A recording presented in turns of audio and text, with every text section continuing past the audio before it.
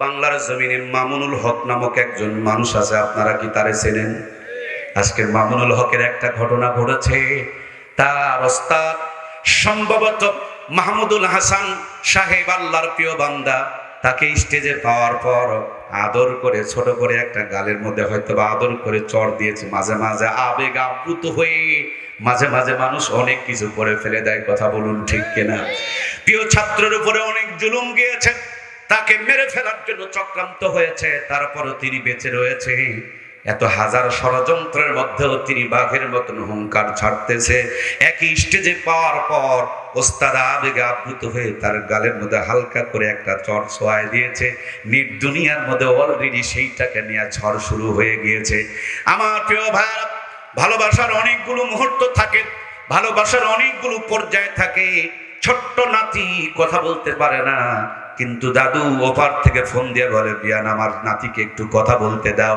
2 দিনের বাচ্চা কথা বলতে পারে না, দাদা নাতির কথা বলানোর জন্য বিয়ানকে শিখায় দেয়, একটু সিমটি কাটো।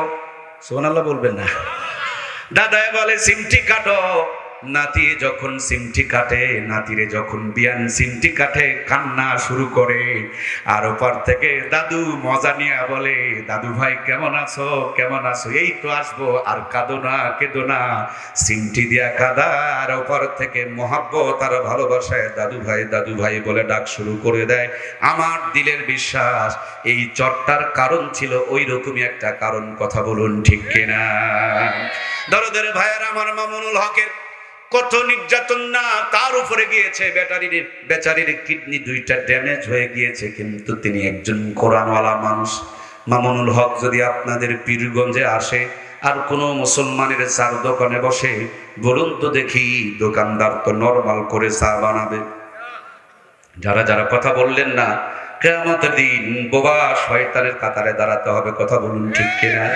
মামুনুল হক যদি আসেন আর দোকানদার যদি চিনতে পারে, সুন্দর করে চা বানাবে। চা খাওয়ানোর কত টাকা নেবে? কি গো ভাই, নেবে? যদি মিষ্টি নিতে চাই 1 কেজির জায়গায় 5 কেজি বেঁধে দিবে, কিন্তু টাকা হাতে নিবে। উল্টা হাতে চুমুকে দিয়ে আরো 500 টাকা ধরা দিয়ে বলবে, হুজুর আমি গরিবের জন্য দোয়া করবেন। আমার কত বড় কপাল রে, এই জামানার পরলি শাইখুল হাদিস ইবনে শাইখুল হাদিস আমার ঘরে পদার্পণ করেছে, ঠিক কিনা? জিন্দা ওলিদের উপরে জুলুম, অত্যাচার, নির্যাতন চলে, আর মরা মানুষদের কবরে গিয়া ফুলের তোড়া দেয় এই জাতি, কথা বলুন ঠিক কিনা? যারা মরে গিয়েছে তাদের কবরে গিয়ে ভণ্ডামি করে, আর যারা হক কথা বলে এরাই তো আল্লাহর ওলি। যারা জালেমের জুলুমকে ভয় করে না, হক কথা যারা বলে তারাই হলো জিন্দা ওলি, কথা বলুন ঠিক কিনা? এই জিন্দা ওলিটা যদি কোনো পানের দোকানে পান খেতে যায় আর দোকানদার যদি চিনতে পারে এটা শাইখুল হাদিস ইবনে শাইখুল হাদিস মামুনুল হক, নরমাল করে পান বানায়। কি গো, নরমাল করে পান বানায়? পান খাওয়ার পর তো টাকা নেবে, টাকা নেবে না। রিকশায় যদি পরে চড়ে তিনিও টাকা নেবে না। তার মানে আমার ভাইরা, কোরআনওয়ালাদেরকে আল্লাহ তাআলা অঘোষিত বাদশা বানিয়ে দিয়েছে, প্রেসিডেন্ট বানিয়ে দিয়েছে, রাজা বানিয়ে দিয়েছে। যেখানেই যায় সালাম পায়, সম্মান পায়, মর্যাদা পায়। এটা 1 দিন 2 দিনের জন্য নয়, যতদিন বেঁচে আছে ততদিন এই সম্মান আর ইজ্জত দান করেছেন কে? আমি দেখেছি আমার প্রিয় ওস্তাদকে, আমি দেখেছি আমার প্রিয় হযরতকে আহমদ শফি সাহেবকে দেখেছি। আল্লাহ জান্নাতি নূর দিয়ে তিনার কবরকে ভরপুর করে দেখবো না আমিন। আমরা যখন ছিলাম বোর্ডিংয়ে 10,000 বাচ্চা খাওয়া দাওয়া করতো। একদিনও কালেকশন করার জন্য রাস্তায় বের হওয়া লাগতো না। মানুষ কোরআনওয়ালাদেরকে মহব্বত করে ধোয়ায় ধোয়ায় বয় বয় দিয়ে যেত। আমি দেখেছি আমার প্রিয় ওস্তাদকে ক্লাসে যাওয়ার 10 মিনিট আগে জুতাগুলো সোজা করে দেব, তার জন্য এসে তাকায় দেখি আমি আসার আগে অন্যকে যেন জুতাগুলো বগলে নিয়ে দাঁড়ায় আছে। শুধু কোরআনওয়ালাদের দাম বাড়ে না, কোরআনওয়ালা হওয়ার কারণে তাদের জুতারও মর্যাদার দাম বাড়িয়ে দিয়েছেন কে? আমি গত 3 দিন থেকে কোনোদিন জুতা সোজা করে পায়ে দিতে হয় নাই। আজকে স্টেজে যখন আসবো তখন দেখতেছি হাফেজে কোরআন যারা হেফজ শেষ করছে জুতাগুলো নিয়ে ও ওর রুমাল দিয়ে মুছতেছে। আজকে দেখছি, আমি এখনই দেখছি এখান থেকে বের হওয়ার সময়। ওকে ধরে ওর মাথায় হাত দিয়ে একটু তাকে সান্ত্বনা দিয়ে বললাম যে এটা দরকার ছিল না, কিন্তু তার ইজ্জত তার একটা শ্রদ্ধা, তার একটা ভালোবাসা, যে আলেমদেরকে ইজ্জত করলে যদি আল্লাহ আমার ইজ্জতটা বাড়িয়ে দেয়। যেই ভাইটা একজন আলেমের জুতাকে সম্মান করেছে, আল্লাহ যেন দুনিয়ার শ্রেষ্ঠ সম্মানী তারে বানিয়ে দেয়, বলুন আমিন। আমার প্রিয় ভাইয়েরা, ছোট্ট বক্তা রফিকুল ইসলাম মাদানী একেবারে কারেন্ট ঝালের মতন, বারুদের মতন জ্বলে ওঠে। মানুষটার উপরে কত টর্চার করা হলো, কিন্তু কোরআনের সাথে থাকার কারণে তাদের ইজ্জত বেড়েছে না কমেছে? আমার প্রাণ প্রিয় ভাইয়েরা, কোরআনওয়ালাদের ইজ্জত কতটুকু তাকিয়ে দেখুন। একজন কোরআনওয়ালা ছোট্ট একটা গ্রামেও যদি ইমামতি করে, দেখবেন 30 বাড়িতে 30 রকম হাতে 30 রকম স্বাদে। যদি আপনার বাড়িতে আগামীকাল ইমাম সাহেবের খাবার পালি হয়, আজকে থেকেই প্রস্তুতি শুরু হয়ে যায়। কথা বলুন ঠিক কিনা? আর যদি আপনাদের যে এলাকার হাটবার হয়, সকালবেলা দেখবেন বেগম সাহেবা হাতে একটা ব্যাগ ধরায়া দিয়া, পকেটে 2000 ঢুকায়া, লম্বা একটা লিস্ট দিয়া বলবে, জলদি বাজারে যাও, আজকে আমাদের বাড়িতে হুজুরের খাবারের পালি। বাজার করতে করতে টাকা শর্ট পড়েছে, ধার করে নিয়ে 35 আইটেম বাজার করেছে। আল্লাহর বান্দি সারাদিন যত্ন করে রান্না করছে। হুজুরের খাবার বলতে কথা, ইমাম সাহেব খাবে, খাবার দুর্বল হলে মান সম্মান চলে যাবে। রান্না করতে করতে 12 আইটেম 14 আইটেম রান্না করে। ইমাম বড় চালাক মানুষ, চিন্তা করে আমি যদি মানুষের বাড়িতে গিয়ে খাই, তাহলে বউ তো পাটেল নিয়ে লটর ফটর করবে, এই জন্য টিফিন বক্স পাঠায় দেয়। এক বাটির মধ্যে 4-5 আইটেমের তরকারি ঢুকায় দেয়, সবগুলো খলত মালত হয়ে যায়। পরবর্তীতে ইমাম সাহেব বা পীরগঞ্জ বাজারে গিয়া বড় টিফিন বক্স সন্ধান করতেছে, বড় কি কোনো টিফিন বক্স পাওয়া যায়? দোকানদার বলে, এখন তো ডিজিটাল জামানা, কোনো কিছু অসম্ভব না, 12 তলা 14 তলা পর্যন্ত টিফিন বক্স পাওয়া যায়। বলেন আমার মুসল্লিরা বড় ভালো, মাঝে মাঝে 12-14 আইটেম পর্যন্ত তরকারি রান্না করে, আপনি 12 তলাটাই বরাদ্দ করতে পারেন। 12 তলা টিফিন বক্স পাঠায়া দিয়েছে, 14 আইটেমের তরকারি রান্না করে অপেক্ষায় রয়েছে। 12 তলা 12 আইটেম দিয়ে ভর্তি, এখনো পর্যন্ত 2 আইটেম বাকি। প্লাস্টিকের বাটিতে করে সুন্দর করে সাজায় সাজায় দেয়। একজনের খাবার 3 থেকে 4 জন পর্যন্ত খায়, তারপরও বাজারে যাওয়া লাগে না, টাকা খরচ হয় না, কষ্ট করে রান্না করা লাগে না। যারা যারা খায় খায় করে, তাদের পেটের ভুঁড়ি বেড়ে যায়। আর যাদের খাওয়ার চিন্তা নাই, আজও পর্যন্ত এই কোরআনওয়ালাদেরকে রাজকীয় খাবারের ব্যবস্থা করে রেখেছেন কে? আমাদের মতন যদি একটু হুজুর বানাইতে পারেন, খাবার কাকে বলে, কত প্রকার এবং কি কি। সেদিন ভর্তার আইটেম বানাইছে 26 প্রকার। শুধু ভর্তার আইটেমটা গুনলাম, বাকি এতগুলো আইটেম করেছে, বসার মতন জায়গা নাই। এতটুকু পেটে তো অত খাবার ধরে না, কিন্তু মানুষের কলিজায় কোরআনওয়ালাদের প্রতি মহব্বত, যে হুজুরকে যদি একটু ইজ্জত করতে পারি, এই ওসিলাই যেন আল্লাহ মাফ করে দেয়, ঠিক কিনা? এই জন্য প্রিয় ভাইয়েরা, আমার ছেলেকে কোরআনওয়ালা বানাবো, মেয়েকে কোরআনওয়ালা বানাবো। কোরআনওয়ালা যদি বানাইতে পারি, তাদের জীবনের উপরে রহমত আর বরকত নাজিল করবেন কে? স্কুলে যদি আপনি আপনার সন্তানকে পড়ান, বাংলা পড়বে, ইংরেজি পড়বে, অঙ্ক পড়বে, সমাজ পড়বে, বিজ্ঞান পড়বে, ইতিহাস পড়বে, ভূগোল পড়বে। এখন মাদ্রাসায় ভর্তি করে দেখবেন, এরাও বাংলা পড়ে, অঙ্ক পড়ে, ইংরেজি পড়ে, সমাজ পড়ে, বিজ্ঞান পড়ে, ইতিহাস পড়ে, ভূগোল পড়ে। স্কুলে 3 বছর পড়ার পর ক্লাস 4-এ ভর্তি হয়। মাদ্রাসাতেও 3 বছর পর ক্লাস 4-এ ভর্তি করা যায়, কিন্তু স্কুলে পড়ার পর জানাজার নামাজ পড়াইতে পারে? কথা বলতে হবে, পারে? সূরা ফাতিহা ভালো করে পড়তে পারে না। অল্প কয়েকদিন আগে আমাদের নওগাঁ জেলার বদলগাছি একটা থানা আছে, সেখানে একজন শিক্ষক মানুষ তার ছেলেকে বিদেশে পর্যন্ত পিএইচডি করায় নিয়ে এসেছে। এর ফাঁকে বাবা মারা গিয়েছে, ছেলে আসতেছে, বাবা মারা গিয়েছে, বাচ্চা লাশটাকে রেখে দেওয়া হয়েছে। বাবার জানাজার নামাজে দাঁড়ায়া ছেলেটা 2-3 মিনিট ধরে খালি কান্না করতেছে। মানুষজন সান্ত্বনা দিয়ে বলছে, বাবা তুমি বিদেশ থেকে পিএইচডি করে আসলা, তুমি তোমার অনুভূতিটা বলো, তুমি কান্না করছো কেন? ছেলেটা বলছে, ও আব্বা, তুমি দেশের পড়াইলা, গোটা বিশ্বের সবচেয়ে দামি সার্টিফিকেট আমারে করাইলা, কিন্তু তোমার জানাজাটা পড়ার মতন আমার শক্তি হলো না, যোগ্যতা হলো না। যেই পড়া দিয়া বাবার জানাজা করা যায় না, আমার মনে হয় এই পড়া আর 1 পয়সা দাম নাই। আমি আগামীকাল আবার মাদ্রাসার মক্তবে ভর্তি হয়ে যাব। এই জন্য শপথ হবে, মাগো আমি পড়বো না আর হাট্টিমা টিম টিম মাদ্রাসাতে শিখবো আমি আলিফ লাম আর মিম, আলিফ লাম মিম দিয়ে জীবন শুরু হবে, এরপরে ডাক্তার মাস্টার ইঞ্জিনিয়ার হবে, কোনো প্রবলেম থাকবে না। আগে ইমানদার হবে, তারপরে ডাক্তার মাস্টার হবে। ইমানদার না বানিয়ে যদি ডাক্তার বানান, ডাক্তার মাঝে মাঝে বাটপার হয়ে যায়, হাসপাতালে রোগ ধরতে পারে না, প্রাইভেট ক্লিনিকে 500 টাকা পেলেই আব্বা বলে ডাকে, কথা বলেন ঠিক কিনা? বুঝতে পেরেছে নাপা খেলে ভালো হয়ে যাবে, তারপরে 15টা ঔষধ লেখে। বুঝতে পেরেছে একটা পরীক্ষা দিলেই কাজ হবে, তারপরে 13টা পরীক্ষা দেয়, পার্সেন্টেজ খায়, গরিবের পকেট মারে, রোগী মানুষটার প্রতি আরো জুলুম অত্যাচার নির্যাতন করে। এইরকম ডাক্তার নামের বাটপার আমার দেশে আছে না নাই? কথা বলতে হবে, আছে না নাই? ওই ডাক্তারদের কলিজায় যদি কোরআন থাকতো, বলুন তো আমার ডাক্তার ভাইয়েরা কি এইভাবে আর বাটপারি করতে পারতো? বাংলার জমিনে ভালো ডাক্তারও আছে, আমার কাছে অনেক পরিচিত ডাক্তার আছে, এরা বাটপারি করে না, কিন্তু বেশিরভাগ ডাক্তার এখন বাটপারি করে, কথা বলুন ঠিক কিনা? 2 নম্বরে তাকিয়ে দেখুন, অনেক মাস্টার আছেন আমাদের স্যারেরা, স্কুলে গিয়া বাচ্চাদেরকে পড়ায়, স্কুলে পড়ে পাস করতে পারে না, বাড়ির ঘরের কোনায় ছোট্ট একটা প্রাইভেট সেন্টার, কোচিং সেন্টার খুলে রেখে দিয়েছেন।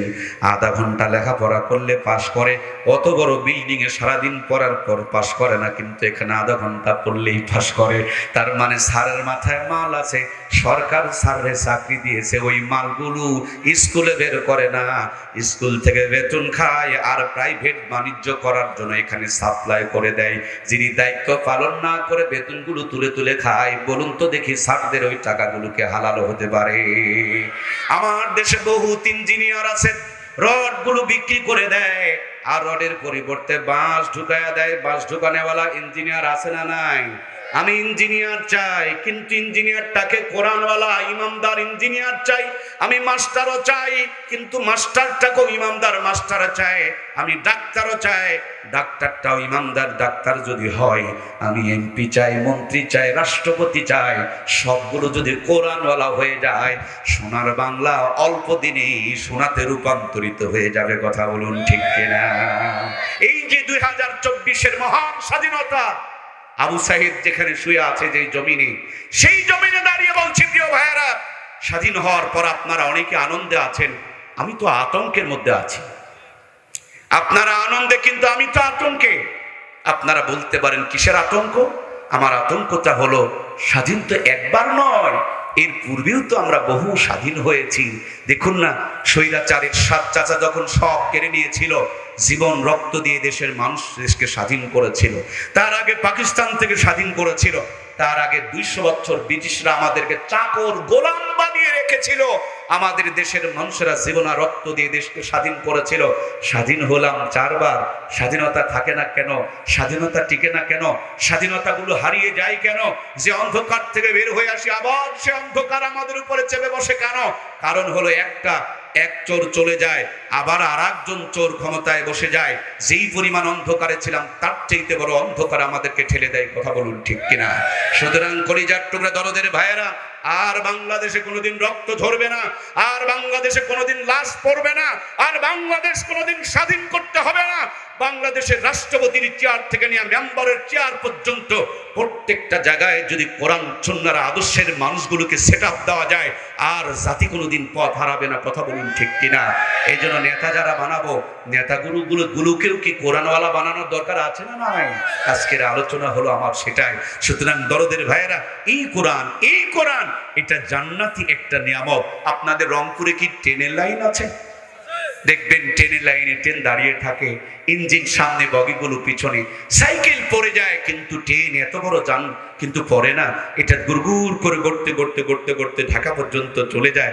এই মাদ্রাসা ওগুলো হলো জান্নাতের এক একটা করে বগি। এখানে যদি আপনি সম্পৃক্ত থাকতে পারেন, এটা গড়গড় করে আপনাকে দিন শেষে জান্নাতে পৌঁছায় দিবে। সুবহানাল্লাহ বলেন। আমারে যদি বলেন মুর্শিদুল আলম মর্তুজা ভাই, এই যে সুন্দর কথাগুলো বলছেন, এ কথাগুলো কোথা থেকে শিখেছেন? আমি বলবো আমার হযরতের কাছে হাটহাজারীতে পড়েছি। আমার হযরতকে যদি বলেন আপনি কই পড়েছেন, তিনি বলবেন দেওবন্দে পড়েছি। দেওবন্দওয়ালাকে যদি বলেন কই পড়েছেন, তিনারা বলবেন মদিনায় পেয়েছি। মদিনাওয়ালাকে যদি বলেন কই পেয়েছেন, তারা বলবেন সাহাবীদের কাছে পেয়েছি। তাদেরকে যদি বলেন কোথায় পেয়েছেন, তারা বলবেন আবু বকর, ওমর অথবা উসমান রাদিয়াল্লাহু তাআলা আনহুম, তাদের কাছে আমরা পেয়েছি। তাদেরকে যদি বলেন আপনারা কয়ে পেয়েছেন, তিনারা বলবেন মুহাম্মদুর রাসূলুল্লাহ সাল্লাল্লাহু আলাইহি ওয়াসাল্লামের কাছে পেয়েছি। আমার নবীজিকে বলেন যদি নবী গো কোথায় পেলেন? নবী বলেন জাবালে নূরে হেরা গুহার মধ্যে পেয়েছি। আল্লাহর হাবিবকে যদি জিজ্ঞেস করেন, আল্লাহর হাবিব আপনি জাবালে নূরে হেরা গুহায় পেয়েছেন, আপনি কোথা থেকে পেলেন? বলেন জিবরিলের কাছে পেয়েছি। জিবরিল আমিনকে যদি বলেন আপনি কয়ে পেয়েছেন? বলে আরশ আজিম থেকে গ্রহণ করেছি, পেয়েছি। আরশ আজিমকে যদি বলেন কয়ে পেয়েছেন? তারা বলবেন কিতাবুল্লাহ, কালামুল্লাহ, যার কিতাব, যার বাণী, যার কালাম, সে আল্লাহর কাছ থেকে গ্রহণ করেছি। এক মাথার মধ্যে এই তিনজন হাফেজ কোরআন, আর একটা মাথার সংযোগ ঘুরতে ঘুরতে মদিনা হইয়া জাবালে নূর দিয়া আরশ আজিম দিয়া আমার আল্লাহ পর্যন্ত পৌঁছে গিয়েছে। সুবহানাল্লাহ হয়নি? জোরে বলুন সুবহানাল্লাহ। এক মাথার মধ্যে আপনাদের মাদ্রাসা, আর একটা মাথা মদিনা হইয়া আল্লাহর আরশ আজিম আমার আল্লাহ পর্যন্ত পৌঁছে গিয়েছে। সুবহানাল্লাহ। সুতরাং প্রিয় ভাইয়ের, আমার সন্তানগুলোকে আমরা কোরআনওয়ালা বানাবো। এই কোরআনওয়ালারা শুধু এই দুনিয়াতে দামি নয়, এই কোরআনওয়ালারা আখিরাতেও আমার আল্লাহ তাআলার কাছে অনেক দামি। এই কোরআনওয়ালারা যদি মরে যায়, কোরআনওয়ালাদের কবরের মধ্যে আল্লাহ তাআলা জান্নাতের বিছানা বিছায়া দেয়। কোরআনুল কারীম মাথার সামনে দাঁড়ায় যায়, কিয়ামত পর্যন্ত কবরে জান্নাতের ঘুম পাড়ায় দেয়। জোরে বলেন না সুবহানাল্লাহ। আমার রংপুরের দরদের ভাইয়েরা, এই তো আপনাদের পাশে কুড়িগ্রাম জেলা ধরলা একটা নদী আছে, সেখানে একটা ব্রিজ আছে। আমরা গত কিছুদিন আগে বন্যার্তদেরকে ত্রাণ দিতে গিয়েছিলাম ওলামায়ে কেরামের পক্ষ থেকে। আসার সময় শুনলাম এখানে ঘুঘু মুন্সির কবর আছে। পথ পরিবর্তন করে ঘুঘু মুন্সির কবর জিয়ারত করতে গেলাম। বিশাল বড় এক মাদ্রাসার মাঝখানে ফুল গাছের নিচে আল্লাহর ওলি ঘুঘু মুন্সি রহমাতুল্লাহি আলাইহি ঘুমিয়ে আছেন। কবর জিয়ারত করলাম, চোখ দুটো বন্ধ করে বড় বড় নিঃশ্বাস নিতে শুরু করলাম। মনে হয় কবরের ভিতর থেকে অথবা ফুল গাছ থেকে যেন জান্নাতের সুঘ্রাণ বের হইতেছে। কবর জিয়ারত করার পর নদীর কিনারে ব্রিজের ধারে চার দোকানে বসে বসে অপেক্ষায় রইলাম। কোন একজন মুরব্বীকে দেখতে পেলে তার মুখ থেকে ঘুঘু মুন্সির ঘটনাটা শুনবো। একজন বৃদ্ধ মানুষ সামনে হাজির হয়ে গেল। চাচাকে কাছে ডেকে নিয়ে বসালাম, জোর করে চা খাওয়াইলাম। এরপর জিজ্ঞেস করলাম, বাবাজি আমরা তো নিজ জগতে জেনেছি ঘুঘু মুন্সির কথা, আপনার মুখ থেকে একটু সরাসরি শুনতে চাই। তিনি আমাদেরকে দোকান থেকে বের করলেন, ব্রিজের উপরে দাঁড় করায় দক্ষিণ পাশে ইশারা দিয়ে তাকায়া বললেন, ওই নদীর দক্ষিণ পাশে যেখানে থই থই পানি, ওখানে একটা গ্রাম ছিল।